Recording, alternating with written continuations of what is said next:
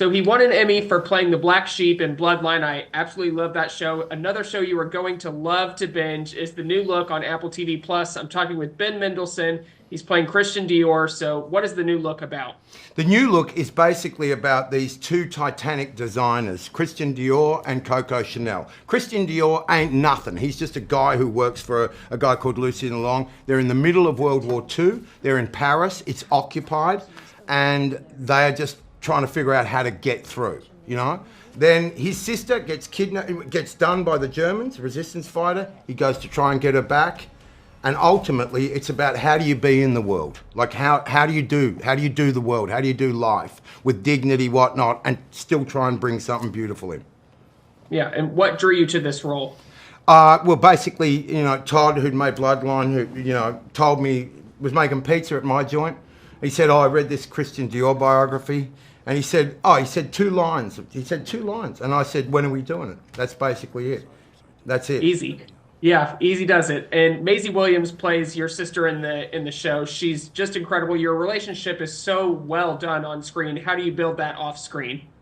You just enjoy each other and give each other space. And Maisie came from absolutely nowhere. Todd pulled her out from another role she was being considered for. He had no idea who she was. She came in for playing Catherine and just sailed right through, came in, grabbed it. She has, you know, she's just awesome.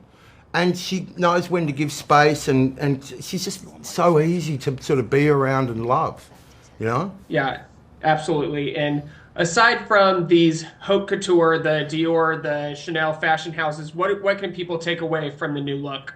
Oh, listen, here's the thing. We make these things purely to entertain, right? Now, there is a ton to take away if you want it. But don't go there for any of that. Go there because we will take you out of your world and take you somewhere beautiful and different and, you know, funky.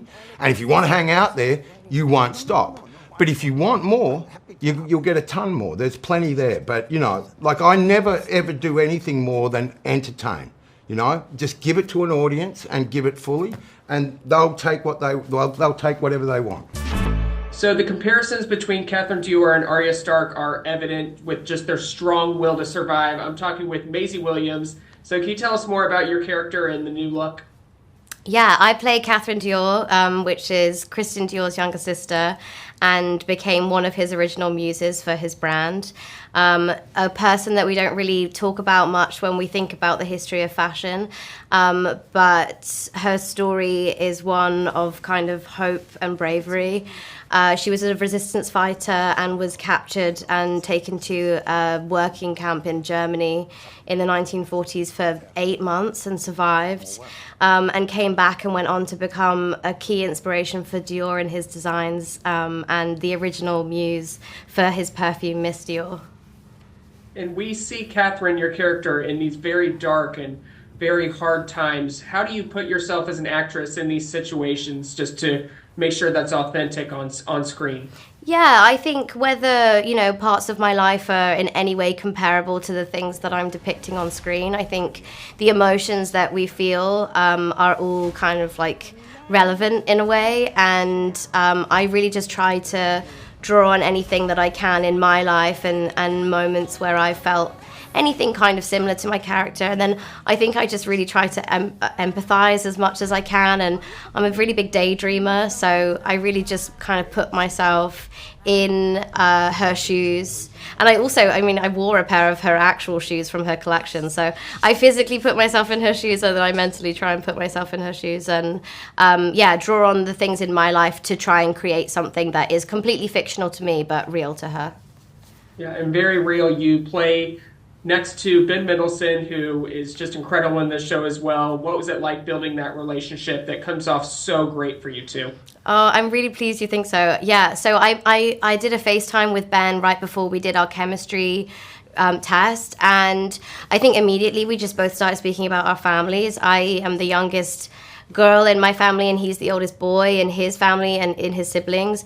And with us playing siblings who are far apart in age, I think we really just drew on what we knew about our own lives, and tried to sort of relate that to Christian and Catherine.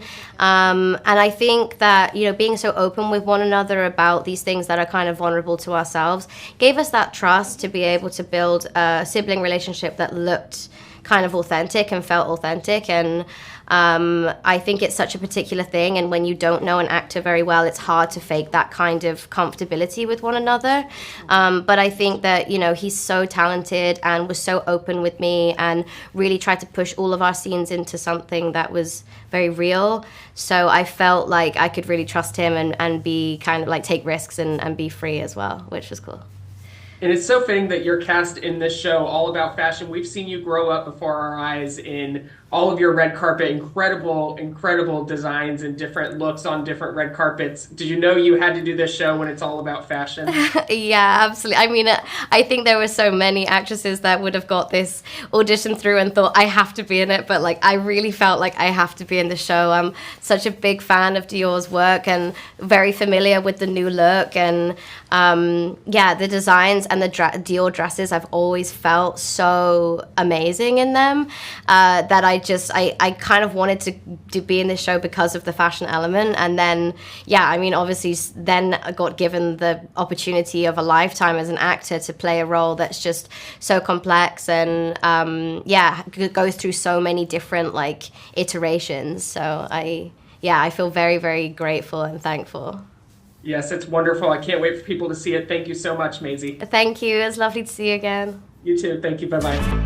So we know the names Dior and Chanel, but do we know the name Lalong? John Malkovich is starring as him in the new look. So what can you tell us about your character?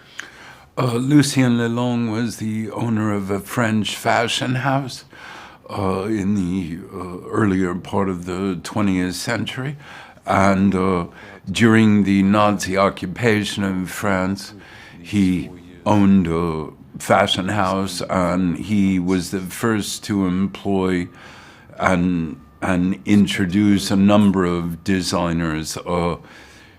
Christian Dior had actually worked for Chanel, I believe, at one time under Chanel, but Christian Dior, Givenchy, Balmain, Balenciaga, Pierre Cardin, names that are still very well known today. And he was also the person who did the most to keep the French fashion industry open during the occupation of France, but also made evening gowns and clothes for Nazi officers' wives and mistresses and Nazi officials. So someone in a very complicated situation at a very complicated time. Yeah, and your character has that father figure relationship for Christian Dior, played by Ben Mendelsohn. Mm-hmm. What was it like building that relationship with him? It's great. Ben's a terrific actor who I first saw in a film called Animal Kingdom 10, 15 years ago, or even longer. I don't remember the exact year. But a wonderful actor and great to work with. Find your sister. And you share a scene with someone who we remember from Dangerous Liaisons, the incredible Glenn Close. Yes. What was it like reuniting with her? Always great to work with Glenn. We did a little film a friend of mine directed a few years back. It wasn't seen much, called Wild Wedding, where we play a divorced couple who remarry. And always love working with Glenn. Superb actress, great to be around, lots of fun, and just a great colleague. And this is one of those stories that we know the history, we know Dior, we know Chanel, but not a lot is known about these people, especially your character. Do you appreciate that as an actor, where you get to build your own character and kind of go off what you know and what you believe? Yeah, I mean, of course, so some of the actors, and I am too, are playing people, real people who existed at one point in time, but who I think yes, they're all passed away now. Cardin maybe was the last of them, and that he died fairly recently, Pierre Cardin. But it's always interesting to play people like that, but of course, making series or making movies, it's not history, it's movie making or making a series. So history counts only insofar as where it stops being interesting, and then it doesn't count. It's so interesting. I am thrilled for people to see this. You are marvelous in it. Thank you so much, John. People know Chanel for its fragrance and high-end fashion line, but Coco Chanel was truly a trailblazer. I'm talking with Oscar winner Juliette Binoche. So what drew you to this role of Coco Chanel in the new look? Well, it was exciting.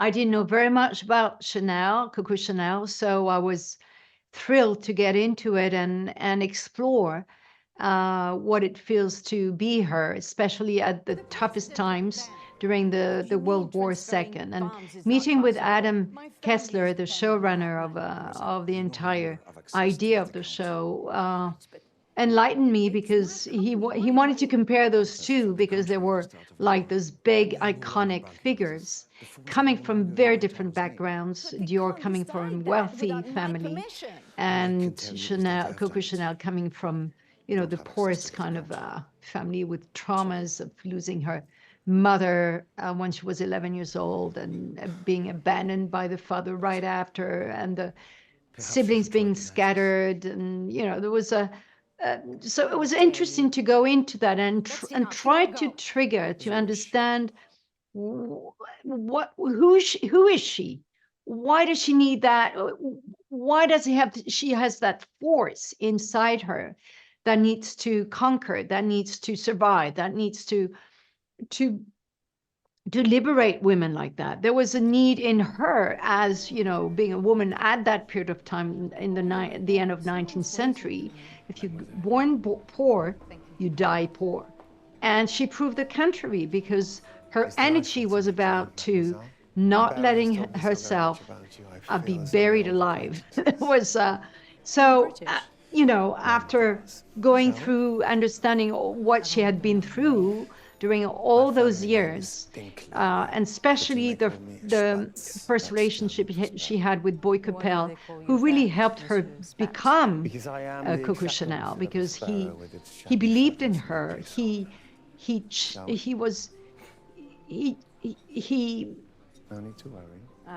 helped her put the store together, channeling money into her business in the resort of Deauville and Biarritz, and after that Rue Cambon in Paris. So this man was really, as she said, her brother, her father, and the whole family. And he happened to marry a British aristocrat, even though he was in love with Chanel, but he wanted to have an heir and continue the family. But you know, Coco Chanel was just crushed down by that. And then like 2 years after, he died in a car accident. And then she was really down into desperation. And I think she lived life in a very different way afterwards.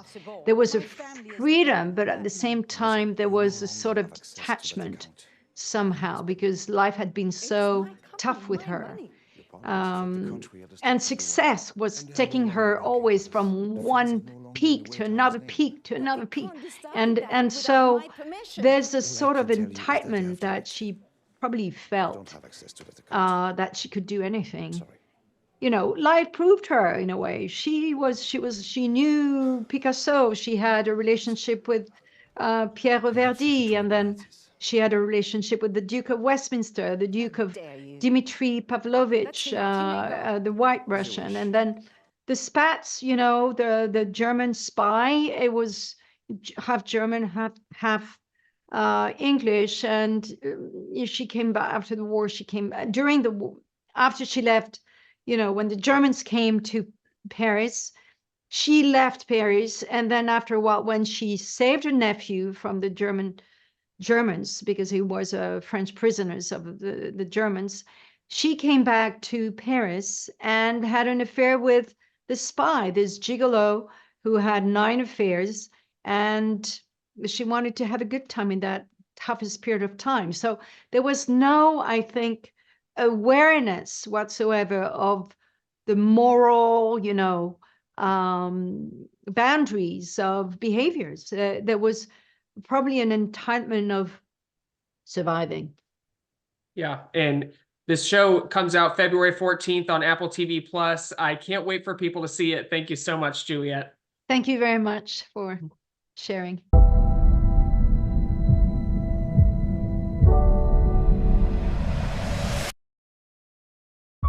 Parisian couture could influence how thousands of ordinary women dream and live. But fashion needs a new leader. A figurehead.